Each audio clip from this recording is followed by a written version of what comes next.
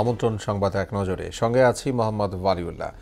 গুমের শিকার হয়ে ফিরে না আসা ৩৩০ জন ব্যক্তির বর্তমান অবস্থা সম্পর্কে অনুসন্ধান চলছে বলে জানিয়েছেন গুম সংক্রান্ত কমিশন অব ইনকোয়ারির সভাপতি অবসরপ্রাপ্ত বিচারক মইনুল ইসলাম চৌধুরী। দুপুরে এক সংবাদ সম্মেলনে তিনি বলেন, গুম কমিশন অব ইনকোয়ারিতে এখন পর্যন্ত ১,৭৫২টি অভিযোগ জমা পড়েছে।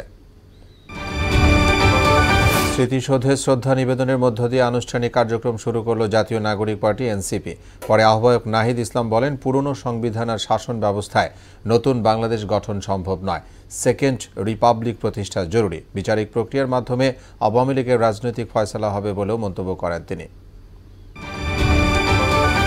জাতীয় পরিচয়পত্রের দায়িত্ব নির্বাচন কমিশনের হাতছাড়া হওয়ার খবর সঠিক নয় বলে জানিয়েছেন ইসির সিনিয়র সচিব আখতার আহমেদ। দুপুরে সাংবাদিকদের প্রশ্নের জবাবে তিনি বলেন, এনআইডির দায়িত্ব হস্তান্তরের কোনো নতুন তথ্য তার কাছে নেই। তবে জাতীয় পরিচয়পত্র অনুবিভাগের পরিধি বৃদ্ধি করতে ক্যাবিনেটে আলোচনা চলছে।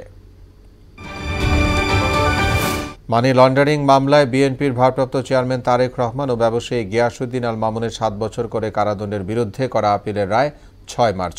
অন্যদিকে অবৈধ সম্পদ অর্জন ও সম্পদ বিবরণীতে তথ্য গোপনের অভিযোগের মামলায় ১৩ বছরের দণ্ড থেকে খালাস চেয়ে বিএনপি নেতা আমানুল্লাহ আমানের আপিলের রায়ের জন্য ৩০ এপ্রিল দিন ধার্য করা হয়েছে।